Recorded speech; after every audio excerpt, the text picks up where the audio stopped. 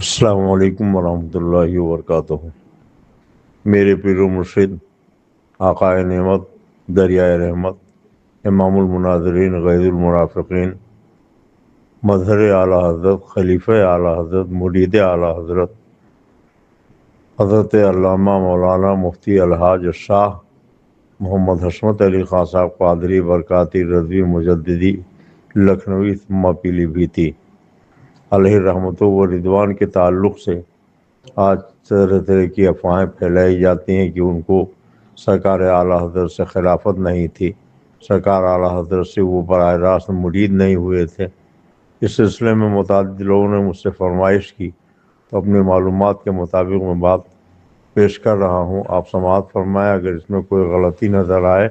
تو برائے کرم مطلع فرمائیں۔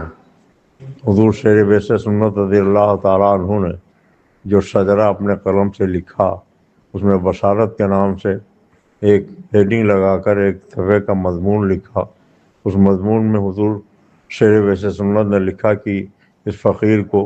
حضور پرنور آقائے نعمت دریائے رحمت کنز الکرامت سیدی سرکار اعلیٰ حضرت امام اہل سنت مجدد دین و ملت رضی اللہ تعالیٰ عنہ سے بغیر کسی واسطے کے بیعت و ارادت حاصل ہے، اور اس کے بعد حضور حجت الاسلام رضی اللہ تعالیٰ عنہ سے بیعت و ارادت حاصل ہے، اور پھر اس کے بعد حضور مفتی اعظم ہند رضی اللہ تعالیٰ عنہ سے بیعت و ارادت حاصل ہے۔ چوتھے نمبر پہ لکھا کہ حضور استاد گرامی حضرت علامہ صدر الشریعہ علیہ رحمۃ و رضوان سے بھی بیعت و ارادت حاصل ہے، اور اس کے علاوہ حضرت مولانا ضیاء الدین صاحب قطب مدینہ سے بھی بیعت و اجازت حاضر ہے۔ اس طریقے سے کئی لوگوں کا نام گنائے، اس میں صاف صاف لکھا کہ بغیر کسی واسطے کے مجھے سرکار اعلیٰ حضرت رضی اللہ تعالیٰ عنہ سے بیعت و ارادت حاصل ہے۔ اس کے علاوہ حضور شیر بیس سنت رضی اللہ تعالیٰ عنہ نے جو مکتوب لکھایا اپنے فرزند حضرت علامہ مولانا حافظ قاری عسکری رضا صاحب کے ذریعے، اس مکتوب میں بھی لکھا ہے کہ فقیر کو حضور پرنور سیدی سرکار اعلیٰ حضرت امام اہل سنت رضی اللہ تعالیٰ عنہ سے اجازت و خلافت حاصل ہے۔ اور اس کے علاوہ ثبوت سنیے، بارہ مطہرہ سے ایک ماہنامہ نکلتا تھا جس کا نام تھا سنت کی آواز۔ اس ماہنامے کے سرپرست اعلیٰ تھے حضور تاج العلماء مارہروی رضی اللہ تعالیٰ عنہ، اور وہ ماہنامہ نکلتا تھا حضور سید العلماء رضی اللہ تعالیٰ عنہ کی ادارت میں، انہی کے وہ مدیر تھے اس کے، اور حضور سید العلماء نے جو ترتیب دیا حضرت حسن العلماء بھی اس میں شامل تھے، اور اس میں حضرت مولانا سید شاہ اولاد رسول مارہروی رضی اللہ تعالیٰ عنہ کا ایک مضمون ہے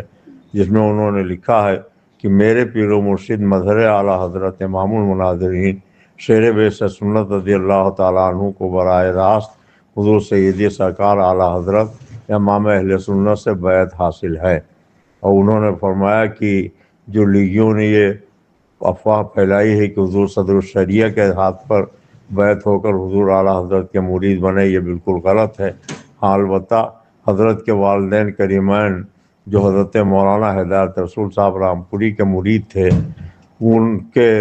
ساتھ میں بریلی شریف آئے، اور حضرت مولانا ہدایت رسول صاحب رحمۃ اللہ علیہ نے آپ کو سرکار اعلیٰ حضرت کی بارگاہ میں پیش کیا۔ حضور اعلیٰ حضرت رضی اللہ تعالیٰ عنہ نے حضرت شیر بیس سنت رضی اللہ تعالیٰ عنہ کو داخل سلسلہ بغیر کسی واسطے کے فرمایا ہے۔ اس کے علاوہ اور بھی بہت سے دلائل ہیں، بہت ثبوت ہیں۔ اب ایک 78 سال کا طویل عرصہ گزر جانے کے بعد یہ کہا جا رہا ہے کہ انہیں اعلیٰ حضرت سے بیعت نہیں حاصل تھی، وہ اعلیٰ حضرت کے خلیفہ نہیں تھے، یا پھر اس کے علاوہ اس قسم کی باتیں افواہ کے طور پر پھیلائی جائیں کہ بعد میں وہ گئے اور جا کے صدر الشریعہ کے مزار پہ روئے، گر گڑائے، معافی مانگی، توبہ کیا، یہ سراسر غلط ہے۔ ایسی کوئی بات نہیں۔ اگر ایسی کوئی بات ہوتی تو اس کا ذکر ضرور حضور صدر الشریعہ کے زمانے میں ہوتا، یا حضور مفتی اعظم ہند اس کا تذکرہ فرماتے، یا حضور شیر بیس سنت کے حالات زندگی میں کہیں یہ درج کیا جاتا، لیکن اس کا کہیں دور دور تک نام و نشان تک نہیں ہے۔ اور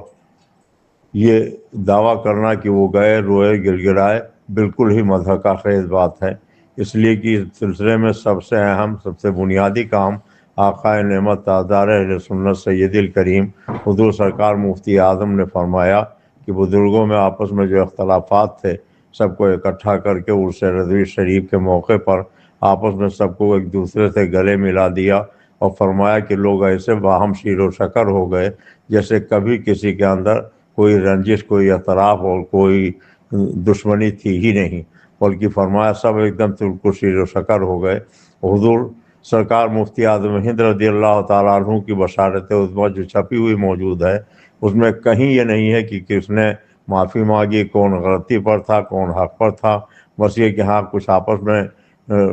بدگمانیاں تھیں جس کی بنا پہ رنجش ہو گئی تھی، اور پھر آپس میں سب بدگمانیاں دور ہو گئیں، سب آپس میں مل گئے اور سارے اختلافات ختم ہو گئے۔ اب حضور سیدی سرکار مفتی اعظم ہند کے اس واضح تحریر کے بعد یہ بیان کرنا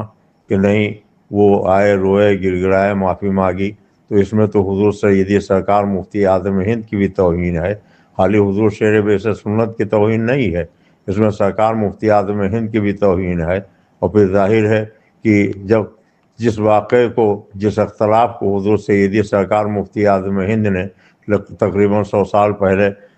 ختم کر دیا تھا، آپس میں سب کو ملا دیا تھا، اب اس کو کریدنا، اس کو منظر عام پر لانا، اس کا بیان کرنا سوائے اس کے کہ انتشار پھیلانا ہے، اختلاف پیدا کرنا ہے، اور کوئی مصلحت تو ہمارے سمجھ میں نہیں آتی ہے کہ آخر اس سے کیا فائدہ ہے۔ اور اس میں حضور شیر بیس سنت ہی کی توہین نہیں بلکہ آقائے نعمت سید الکریم شہزادہ اعلیٰ حضرت حضور تاجدار اہل سنت سرکار مفتی اعظم رضی اللہ تعالیٰ عنہ کی بھی توہین ہے۔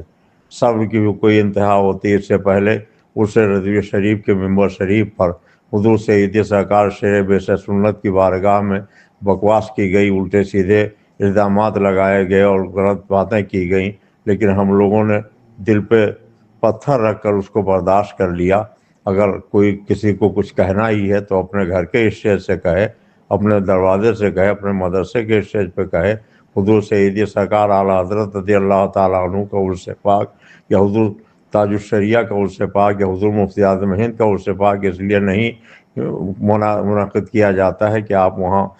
بغیر سند کے کوئی غیر مستند باتیں بیان کیجئے اور قوم کے اندر انتشار پیدا کیجئے، جو بات ختم ہو گئی ہے اس بات کو دوبارہ زندہ کیجئے۔ بہرحال پھر عرس رضوی شریف کا موقع قریب ہے، ہم یہ چاہیں گے کہ اس قسم کی کوئی بات سیدی سرکار اعلیٰ حضرت رضی اللہ تعالیٰ عنہ کے عرس شریف میں نہ ہو، اس لیے کہ ہم سرکار اعلیٰ حضرت رضی اللہ تعالیٰ عنہ حضور مفتی اعظم ہند رضی اللہ تعالیٰ عنہ حضور تاج الشریعہ رضی اللہ تعالیٰ عنہ کے سچے عقیدت مند ہیں اور اپنے ان بزرگوں کے آراس کو اکھاڑا نہیں بنانا چاہتے ہیں۔ اس لیے بہتری اسی میں ہوگی کہ اس قسم کی کوئی بات عرس رضوی شریف کے موقع پر نہ کی جائے، اور جو غلطی ہو چکی ہے، غلط بیانی کی جا چکی ہے، اس سے رجوع کر لیا جائے، تو اسی میں بھلائی ہے اور اسی میں قوم کا فائدہ ہے، اسی سے انتشار ختم ہوگا۔ اللہ تعالی ہم سب کو حق بولنے، حق سننے، حق پر عمل کرنے کی توفیق عطا فرمائے۔ السلام علیکم۔